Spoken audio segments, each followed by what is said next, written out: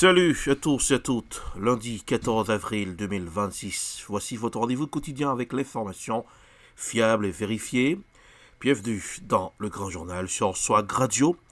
Depuis le studio de Swag, dans la capitale des grandes écoles du monde, Boston, Massachusetts, et Arlette, Dorelas, pour présenter le Grand Journal, Swag Radio l'énergie, le flow et l'attitude. Alexa, Open Swag Radio, premier numéro de ce Grand Journal pour cette semaine. Tout de suite, voici les infos. Nous irons en Haïti. L'émotion est vive et la douleur palpable dans la commune de Saint-Raphaël, où plusieurs familles endeuillées se sont rendues les larmes aux yeux pour récupérer les corps de leurs proches victimes du drame survenu récemment à la citadelle. Dans une atmosphère lourde de tristesse, parents, amis et proches se sont rassemblés dans un silence souvent brisé par des sanglots. Certains n'arrivaient pas à contenir leur chagrin face à la perte brutale de leur être cher, emporté dans des circonstances encore marquées par la tragédie. Écoutons les détails dans ce grand journal. Voilà, nous trouvons actuellement dans le parking et pour monter à Citadelle là, c'est là que nous y est. Eh bien, ces familles, il y en a victimes qui viennent chercher avec un pile réel, famille là, viennent chercher, mener là, j'en ai regardé.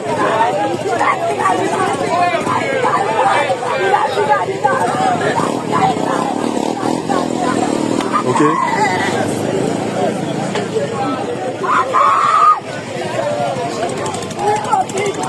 Ok, j'en ai regardé. Des machines, ça a plusieurs cadavres. Ok.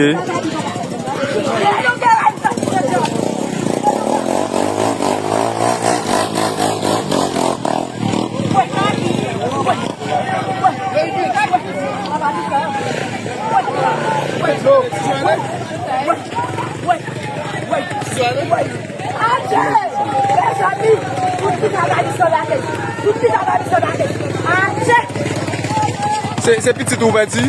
Petit tout. Petit tout, vas-y. En belle mère, oui. Ok, voilà, c'est comme ça y est. Bon, l'autre famille encore.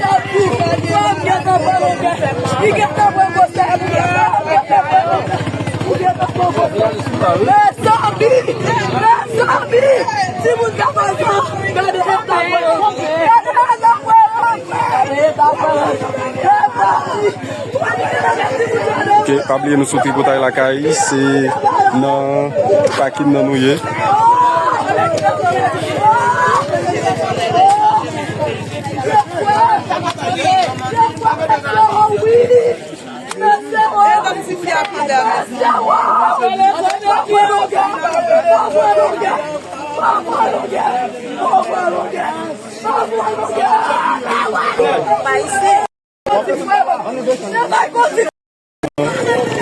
Menez là, j'en ai regardé. C'est la première fois.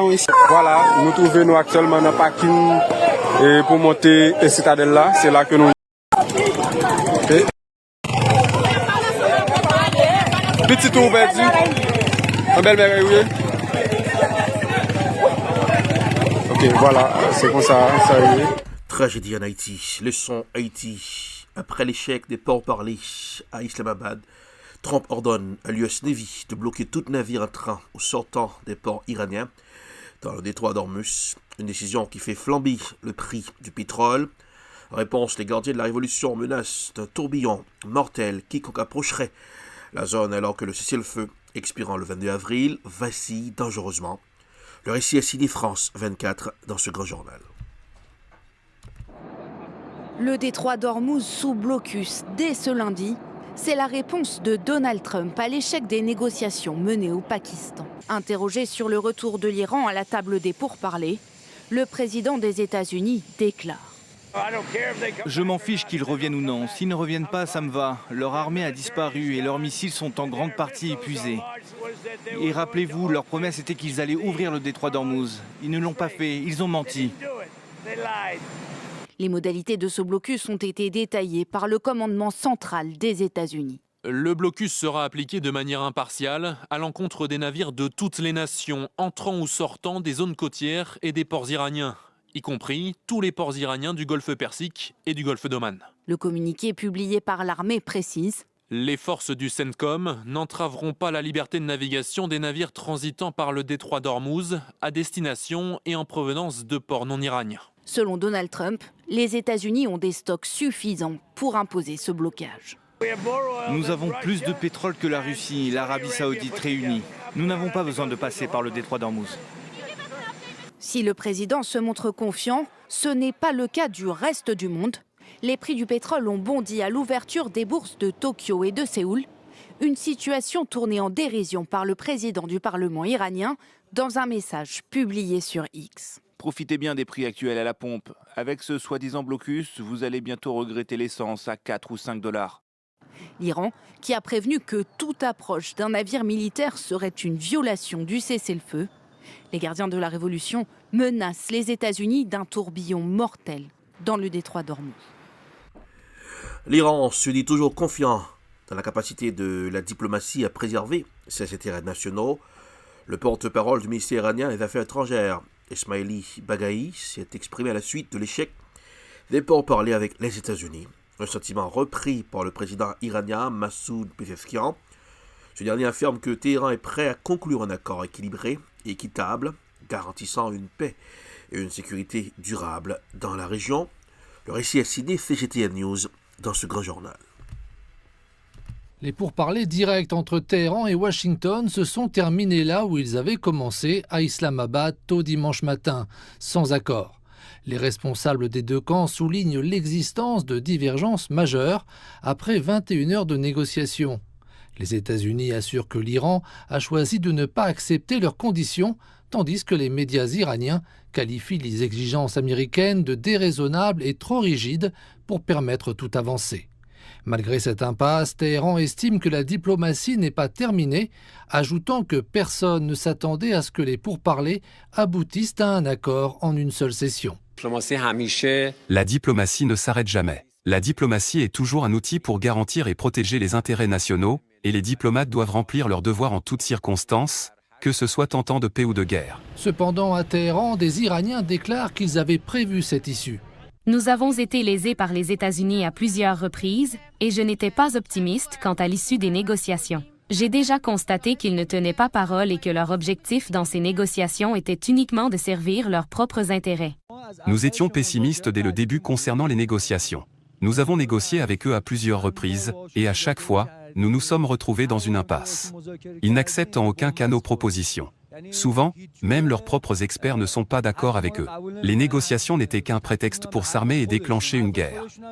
Pourtant, l'avenir suscite également des inquiétudes. Je suis contre la guerre. Je m'y oppose à 100%. Ils sont venus sur notre territoire, et la guerre n'apporte rien d'autre que la destruction des infrastructures et la misère. Elle n'apporte que le malheur. Les positions étant toujours très éloignées, l'incertitude demeure quant à la direction que prendront les événements à l'avenir ou quant à savoir si la reprise des combats pourrait être imminente. Les pourparlers. Une nouvelle polémique fait l'actualité sur les réseaux et dans le monde. Critique autour du pape, le président Donald Trump, le président américain Donald Trump a critiqué le président, le pape Louis XIV.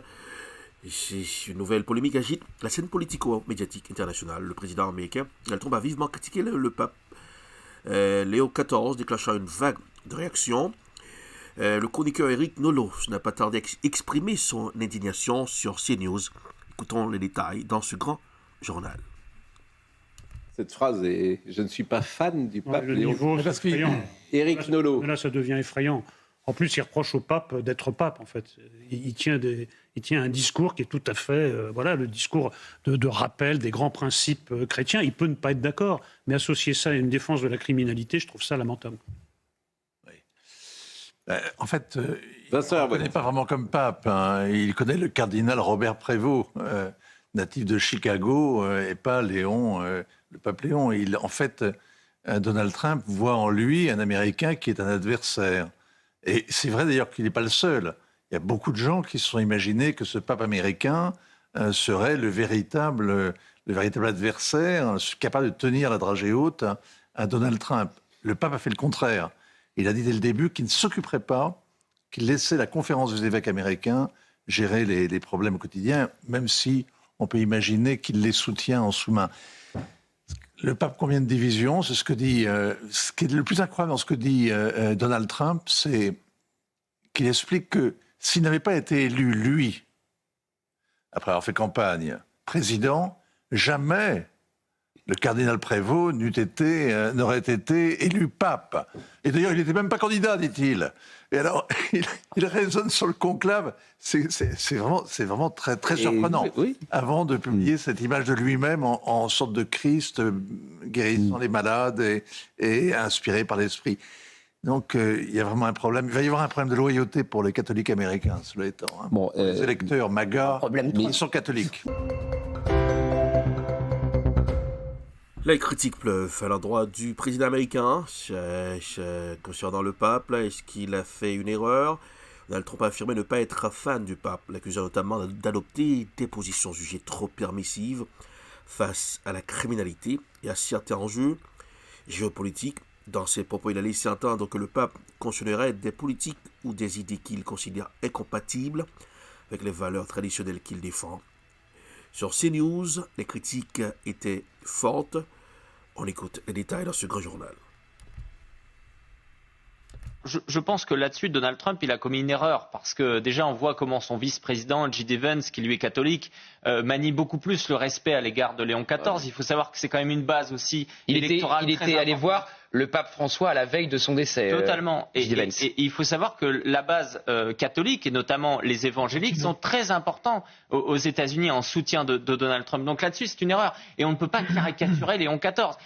On va essayer de comparer, c'est-à-dire que vous regardiez le pape François, son premier déplacement, c'était de se rendre à Lampedusa et de ramener des migrants à Rome, au Vatican. C'était ça le premier axe. C'est-à-dire qu'il y a une énorme différence entre le pape François, qui était sur une logique, en effet, beaucoup plus idéologiquement, on pourrait dire, de gauche, que Léon XIV, qui essaie de rétablir une forme de classicisme au sein de l'Église. Donc c'est là où, selon moi, Donald Trump commet une erreur, et c'est d'une certaine façon, de toute façon, le rôle du pape d'appeler à la réconciliation, à la fin de la guerre, fin de la guerre. Et c'est bien pour ça, en règle générale, on peut s'amuser lorsque on va dire que un président qui fait des appels à la fin de la guerre, un peu comme Emmanuel Macron, se prend pour le pape. C'est-à-dire que chacun a son rôle d'une certaine façon.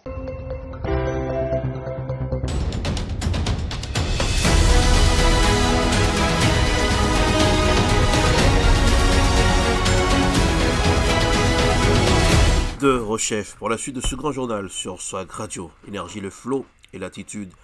Alexa, open Swag Radio, écoutez Swag Radio 24h/24, on air avec du style, Swag Radio, le son qui swag. Pour rester bien informé, c'est l'affaire de P-News sur WhatsApp et sur Facebook. P-News, votre référence en matière d'infos. Pondeuse Café Créole, la bonne cuisine haïtienne au 299 Main Street, Everett, chiffré le 617 214 14 25. La cuisine haïtienne est sans limite à Borders Café Créole. Les négociations entre l'Iran et les États-Unis se sont soldées par un échec majeur, marquant par une nouvelle étape dans l'escalade des tensions au Moyen-Orient. Après plusieurs jours de discussions intensives, les deux puissances n'ont pas réussi à trouver un terrain d'entente, malgré les efforts de médiation internationale. Selon plusieurs sources diplomatiques, les pourparlers ont échoué principalement en raison de divergences profondes sur des dossiers clés, notamment le programme nucléaire iranien, les sanctions économiques imposées par Washington. Téhéran refuse catégoriquement d'abandonner son programme nucléaire considéré comme un droit souverain, tandis que les États-Unis exigent son arrêt complet sur RT. Le débat a été très intéressant. Écoutons les détails dans ce grand journal.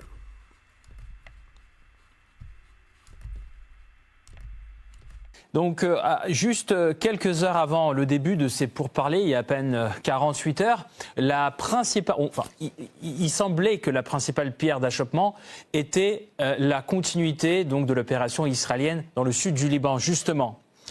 Aujourd'hui, la délégation américaine est partie, elle a claqué la porte de ces négociations parce que l'Iran n'a pas voulu négocier son statut nucléaire. Apparemment, c'est ce qui sort de ces négociations et des dernières déclarations de la partie américaine.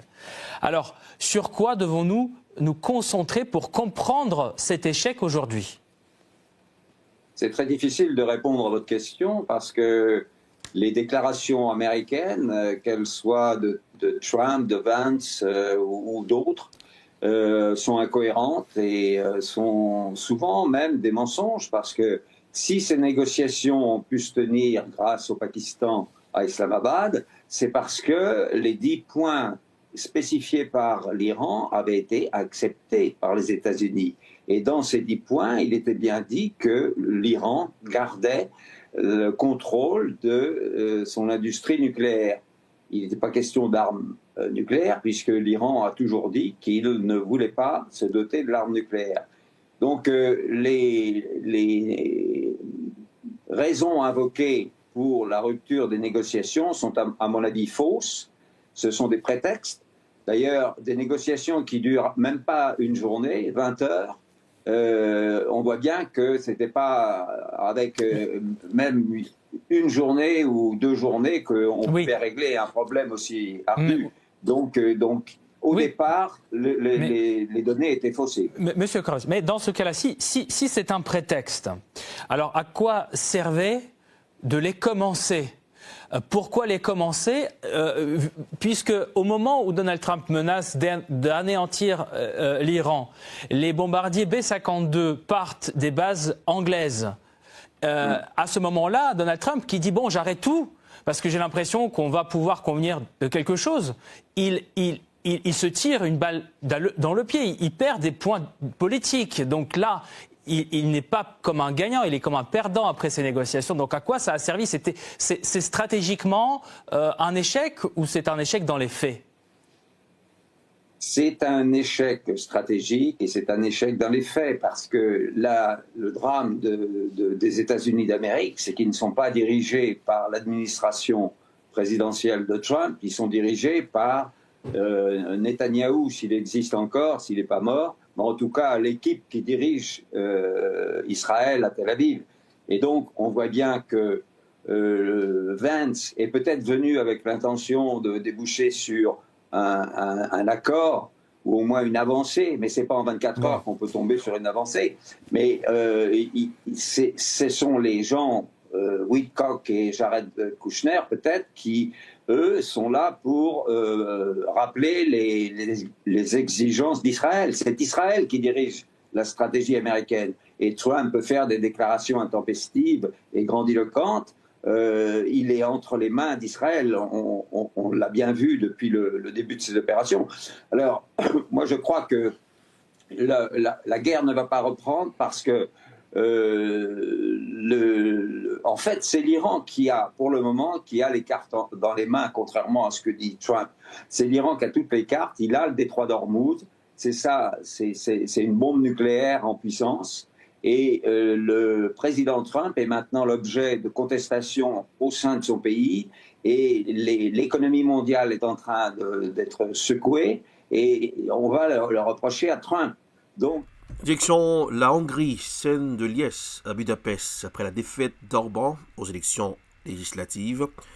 Dans la capitale hongroise, la soirée électorale s'est transformée en immense rassemblement spontané entre chants, slogans pro-européens et scènes d'émotion après 16 ans de pouvoir sans partage de Viktor Orban.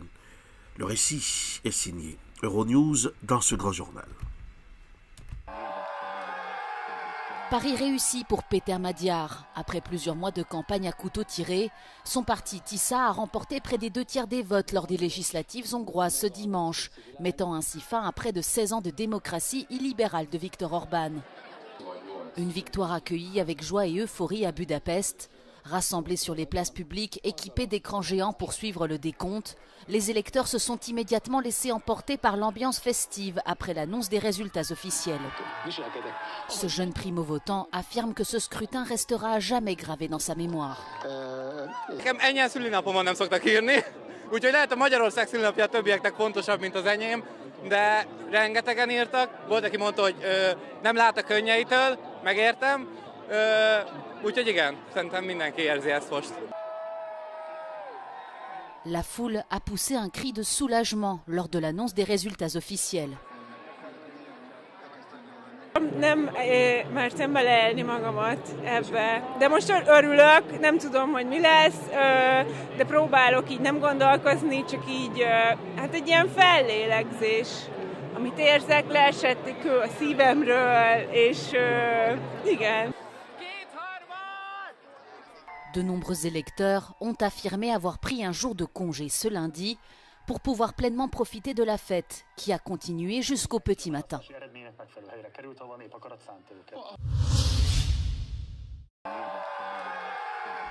Les attaques israéliennes contre le Liban ont provoqué le déplacement de plus d'1 million de personnes au cours du dernier mois. Les autorités peinent à faire face à cet afflux de nombreuses structures étaient mal équipées pour accueillir les réfugiés. Le récit est signé CGTN News dans ce grand journal. En un peu plus d'un mois, plus d'1 million de citoyens libanais ont été déplacés, dont un quart des enfants. Le HCR indique que les attaques israéliennes contre le Liban ont plongé de nombreuses personnes dans une situation humanitaire qui s'aggrave de jour en jour. Pour faire face à cet exode massif, le gouvernement a transformé bon nombre de ses bâtiments en abris, y compris ce complexe sportif.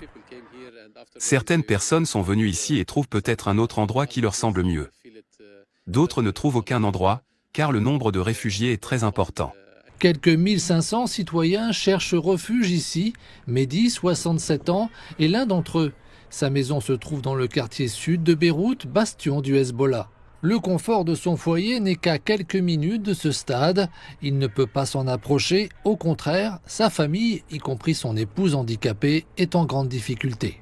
Le gouvernement est à la dérive. S'ils apportent le petit déjeuner, nous n'avons pas de déjeuner. Et si nous avons un déjeuner, il n'y aura pas de dîner. Il est midi, et personne ne nous a apporté de petit déjeuner. Ils n'arrivent pas à répondre à la demande. Les gens ont faim et vivent dans des conditions désastreuses. Personne ne sait quand nous rentrerons chez nous. Tout le monde est sur son téléphone, à suivre les actualités en attendant de savoir quand ils pourront rentrer. Le stade ayant atteint sa capacité maximale, ils ont commencé à monter des tentes comme celle-ci pour accueillir davantage de personnes. Celle-ci est en cours de montage et ils ont posé les fondations d'une seconde dans l'espoir de doubler la capacité de cette structure alors que le nombre de citoyens libanais déplacés ne cesse d'augmenter. Cet établissement scolaire public a également été transformé en refuge accueillant quelques 3000 citoyens. Beaucoup d'entre eux considèrent que faire face à l'exil est une forme de résistance à l'occupation israélienne. Je suis déplacée depuis plusieurs années. Ils ont démoli ma maison. Ils ont rasé tout mon village, ils l'ont bombardé. Il ne reste plus rien. Même les tombes, ils les ont déterrées. Ce sont des occupants, nous les combattons pour les chasser de notre pays. Et nous resterons jusqu'à ce que la dernière goutte de notre sang soit versée pour les empêcher d'avancer dans notre pays. Beaucoup d'autres vivent désormais dans la rue, campant sous des tentes luttant pour accéder aux services de base. D'autre part, les fonctionnaires s'efforcent de répondre à l'immense demande à laquelle ils doivent faire face. Nous n'avons pas d'horaire de travail. Nous travaillons sans relâche, jour et nuit. Nous n'avons pas de week-end car nous sommes en état de guerre. C'est ce qui rend l'équipe du ministère si particulière. Les fonctionnaires font preuve de flexibilité pour honorer le devoir humanitaire qui nous incombe. La moitié des écoles publiques libanaises ont été transformées en refuges, alors que l'armée israélienne poursuit son avancée dans le sud du Liban. En un peu plus d'un mois... Direction le Bénin. Politique, le Bénin a voté le dimanche 12 avril 2026 dans un contexte institutionnel inédit. Près de 7,9 millions d'électeurs étaient appelés aux urnes dans 17 402 postes de vote. Ce scrutin inaugure le cycle des élections générales et le mandat présidentiel de 7 ans. Un rendez-vous décisif pour mesurer la vitalité démocratique du pays. Le récit est signé Africa 24 dans ce grand journal. Près de 7,9 millions d'électeurs étaient appelés aux urnes ce dimanche 12 avril 2026, dont 62 679 de la diaspora répartis dans 112 postes de vote à l'étranger. À travers 17 462 bureaux de vote, le pays a testé pour la première fois le dispositif des élections générales couplé à un mandat présidentiel de 7 ans issu des réformes institutionnelles engagées ces dernières années. À Cotonou, les centres de vote ont ouvert dans un climat globalement calme. Au centre de vote du président de la République à Cotonou, Patrice Talon a accompli son devoir civique sous le regard des observateurs. Quelle que soit l'issue du vote, nous aurons tous la certitude que le Bénin a franchi un cap dans son histoire. Et c'est ça. Ce que les peuples attendent de leurs responsables dirigeants, c'est de porter la communauté à évoluer dans tous les domaines, y compris dans les domaines les plus délicats, les plus controversés. Alors vraiment, mon sentiment est un sentiment de satisfaction, ce que j'ai obtenu depuis quelques jours. Et je quitte la charge avec le sentiment d'avoir donné le meilleur de moi-même, d'avoir amené le pays à faire quelques pas dans tous les domaines. Sur le terrain, 2 duos candidats pour les postes de président et vice-président de la République, dont Romuald Ouaddaï, candidat de la majorité présidentielle, et Paul Moukpe de l'opposition dite constructive pour la présidence.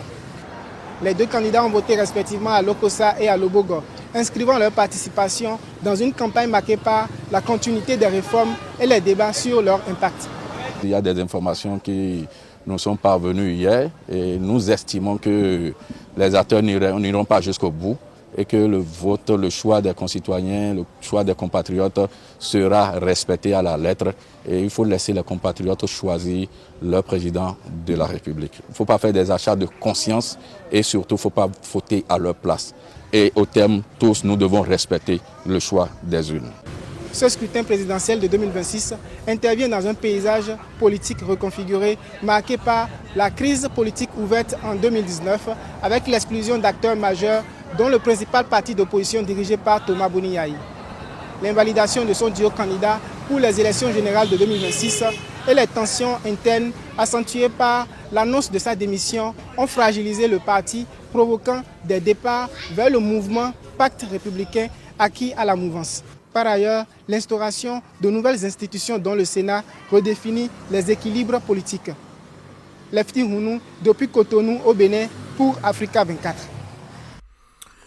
Direction, nous restons toujours dans le continent africain. Plusieurs capitales africaines sont en effervescence à l'approche d'une visite officielle très attendue. Le pape Léon XIV, récemment élu à la tête de l'Église catholique, s'apprête à entamer une tournée historique sur le continent africain avec des étapes prévues dans 4 États clés. Cet événement suscite à la fois ferveur religieuse, mobilisation politique et attente sociale importante. Le récit est signé Africa News dans ce grand journal. L'Algérie, l'Angola, le Cameroun et la Guinée équatoriale s'apprêtent à accueillir le pape Léon XIV pour une tournée africaine de 11 jours. Le souverain pontife parcourra près de 18 000 km à travers le continent. Au Cameroun, une messe en plein air devrait réunir 600 000 personnes. De voir sa sainteté, le pape Léon XIV, arriver au Cameroun, pour nous qui sommes chrétiens catholiques, ça renforce davantage notre foi, ça renforce davantage notre lien avec notre bon Dieu. C'est un moment idoine pour toucher les cœurs des uns et des autres. Voyez-vous, le Cameroun est un pays qui traverse la crise anglophone et l'arrivée du pape va davantage réconcilier les uns et les autres. En Guinée équatoriale, où près de 75% de la population est catholique, la visite prévue du 21 au 23 avril est perçue comme un événement historique. Il s'agira de la première visite pontificale depuis 1982. Cet événement marque surtout pour nous un engagement social et une responsabilité spirituelle. Nous préparons l'arrivée du pape avec sérieux et attention. Même enthousiasme en Angola où les jeunes catholiques se disent impatients de rencontrer le pape. Pour de nombreux fidèles, l'accès au souverain pontife reste rare et implique souvent de longs déplacements à l'étranger. Je suis coordinatrice de la pastorale des jeunes. Les jeunes sont impatients de voir le pape, car nous n'avons pas souvent l'occasion de le rencontrer. Pour le voir, il faut voyager et quitter l'Angola. Nous sommes donc impatients et pleins d'espoir à l'idée qu'il vienne en Afrique, ici chez nous. Nous serons là pour l'accueillir. Cette tournée revêt une importance stratégique pour l'Église catholique. Léon XIV ambitionne de replacer l'Afrique au cœur des priorités de Rome.